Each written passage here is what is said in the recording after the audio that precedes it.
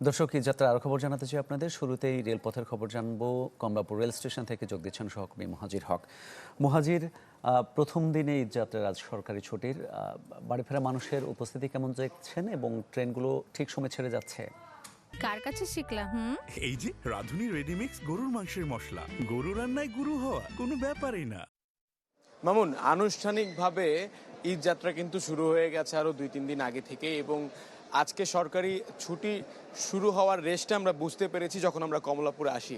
আমরা যখন আসি তখন আমরা দেখতে পেয়েছি যে এই কমলাপুর এই এলাকাটিতেই মানুষের ব্যাপক চাপ, এবং আশপাশ ঘিরেই কিছুটা যানজট লক্ষ্য করা গেছে। এবং সকাল থেকে আমরা ট্রেনের শিডিউল বিপর্যয়ের কোনো খবর না পেলেও আমরা রংপুর এক্সপ্রেস সহ বেশ কয়েকটি ট্রেনের শিডিউল বিপর্যয়ের খবর জানতে পেরেছি, এবং এটা বেশ ঘন্টা দেড়েকের মতো ট্রেনের শিডিউল বিপর্যয় হয়েছে। রংপুরগামী বা উত্তরাঞ্চলের যে ট্রেনগুলো রয়েছে, এখনও আমরা হয়তো বা দর্শকদের দেখাতে পারছি যে ট্রেনটা এখন অপেক্ষা করছে, সেটা হচ্ছে তিতাস এক্সপ্রেস।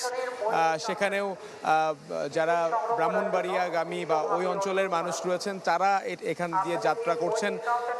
সেই তুলনায় আগে আমরা সচরাচর ট্রেনের যে চিত্র দেখতাম, ছাদ ভর্তি মানুষ সচরাচর ছাদে ওঠার একটা প্রবণতা ছিল, এখন পর্যন্ত সেই চিত্রটা কিন্তু আমরা দেখিনি। ছাদে ওঠার ব্যাপারে এখানে আইন শৃঙ্খলা বাহিনীর কঠোর নিষেধাজ্ঞা রয়েছে, এবং আমরা কিছুক্ষণ আগেও এখানে রেলের ডিআইজি সহ আইন শৃঙ্খলা বাহিনীর নানান স্তরের নানান পর্যায়ের কর্মকর্তাদের আমরা দেখেছি, তারা এসেছেন, পরিদর্শন করছেন।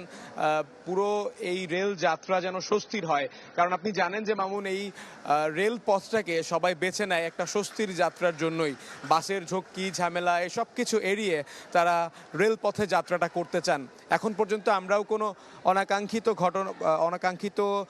ঘটনা না দেখলেও না শুনলেও সবকিছু ঠিকঠাক মতোই হচ্ছে, এবং বলা হচ্ছে যে এখানে এখন পর্যন্ত অন্যান্য যে রুটগুলো রয়েছে সেখানে সময় মতো ট্রেন ছেড়ে যাচ্ছে, এবং স্বস্তিতে ঈদ যাত্রাটা হোক এটা প্রত্যাশা করছে সবাই। মামুন, ধন্যবাদ আপনাকে।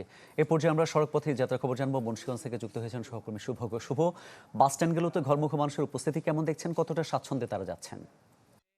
ভাঙা মানুষের ঢল নেমেছে পদ্মা পাড়ে। আমরা দেখেছি ঈদের দিন বা ঈদের যে ছুটির প্রথম দিনই কিন্তু আসলে মুন্সিগঞ্জের মাওয়া প্রান্তে ভোর থেকেই যানবাহনের যে উপস্থিতি সেটি কিন্তু একেবারে চোখে পড়ার মতো ছিল। পদ্মা সেতুর মাওয়া প্রান্তের টোল প্লাজা থেকে অন্তত 8 থেকে 10 কিলোমিটার এলাকা জুড়ে যানবাহনের ধীর গতি আমাদের চোখে পড়েছে। বাড়ি ফেরা এইসব মানুষের সাথে আমরা কথা বলেছি, তারা বলছে ঈদের আগে যে শেষ কর্মদিবস গতকাল সেটি শেষ হয়েছে।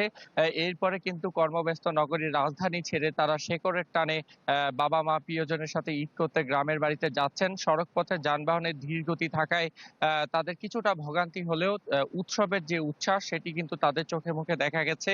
মাওয়া প্রান্তের 19টি টোল বুথে কিন্তু উভয় প্রান্তে আসলে টোল আদায় করা হচ্ছে। তবে এই বছর আসলে কুরবানির ঈদে ঈদুল আজহায় কিন্তু আসলে পণ্যবাহী যেসব ট্রাক রয়েছে কোরবানির পশু আনা নেওয়া করার জন্য, সেসব ট্রাক চলাচল স্বাভাবিক থাকায়, সেটি বন্ধ না থাকায় কিন্তু দীর্ঘ যানজট তৈরি হচ্ছে রাজধানী থেকে।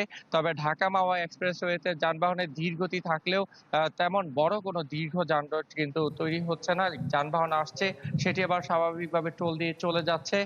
তবে তীব্র গরমে কিন্তু মানুষের বেশ ভোগান্তি হচ্ছে, সেটি বলা। শুভ, ধন্যবাদ আপনাকে। এই পর্যায়ে আমরা গাজীপুর যেতে চাই সহকর্মী রফিকুল ইসলাম খানের কাছে। রফিক, বৃষ্টি হচ্ছে, বাস স্ট্যান্ডগুলোতে ঘরমুখী মানুষের উপস্থিতি কেমন? আমি এই মুহূর্তে রয়েছি ঢাকা-টাঙ্গাইল মহাসড়কের চন্দ্রা ত্রিমোড় এলাকায়। এই বৃষ্টির কারণে আসলে মানুষের যে ঈদ যাত্রা সেটি কিন্তু বিঘ্ন ঘটছে। আমরা যেটি দেখছি চন্দ্রা মোড়ে কিন্তু এই মুহূর্তে আসলে যান চলাচল করছেন একেবারে ধীর গতিতে। যদিও মহাসড়কের বিভিন্ন স্থানে কিন্তু পানি জমে গেছে, যে কারণে গাড়ি চলাচল করতে দিকে। আর যেই সমস্ত যাত্রীরা মূলত সকালবেলায় এসেছেন তারা কিন্তু এই মুহূর্তে আসলে যে চন্দ্রা মোড়ের যে সমস্ত বাস কাউন্টার রয়েছে সেই বাস কাউন্টারগুলো বন্ধ থাকার কারণে কিন্তু অনেকেই আমরা দেখছি যে বৃষ্টিতে ভিজে এক কোণেতে দাঁড়িয়ে রয়েছেন। তো আসলে বাস কাউন্টার মালিকরা যেটা বলছেন, পুলিশের পক্ষ থেকে তাদেরকে সমস্ত কাউন্টার বন্ধ করে দেওয়া হয়েছে, যে কারণে আসলে যারা এই মুহূর্তে আসলে যারা সকালবেলা এসছেন তারা কিন্তু কোথাও আসলে কাউন্টারে বসার মতো জায়গা পাচ্ছে না। যদিও কাউন্টারে মালিকরা বলেছে যদি কাউন্টার খোলা থাকতো তাহলে প্রতিকূল আবহাওয়ার কারণে কিন্তু যে সমস্ত যাত্রীরা আসতো তারা কিন্তু কাউন্টারের ভিতরে যে বসে থাকতে পারতো, কিন্তু যেহেতু বৃষ্টি হচ্ছে অনেকক্ষণ যাবত এবং বৃষ্টির কারণে কাউন্টার বন্ধ রয়েছে, এই বন্ধ থাকার কারণেই কিন্তু আসলে তারা আসলে যেতে পারছে না। তো আসলে প্রশাসনের পক্ষ থেকে যে জানানো হয়েছে আজকে কিন্তু 42% শিল্প কারখানা বন্ধ হবে, তো দুপুরের পর থেকে আরো যাত্রী এবং যানবাহনের চাপ বাড়বে, সেটি তারা সামাল দেওয়ার চেষ্টা করছে। এই ছিল এখান থেকে সর্বশেষ খবর। মামুন, ধন্যবাদ আপনাকে। সড়ক এবং রেলপথে এই যাত্রার খবর জানাচ্ছিলেন সহকর্মীরা।